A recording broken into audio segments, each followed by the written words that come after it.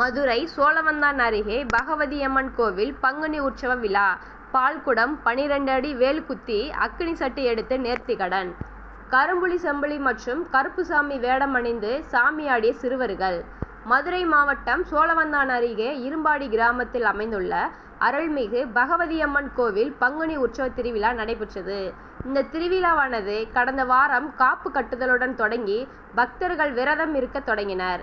இதனைத் தொடர்ந்து இன்று பக்தர்கள் அனைவரும் வைகை ஆற்றுக்கு சென்று பால்குடம் எடுத்தல், அலகு குத்துதல் மற்றும் அக்கினி சட்டி எடுத்து கிராமத்தின் முக்கிய ரத வீதிகளில் ஊர்வலமாக வந்து சாமியாட்டம் ஆடினர்.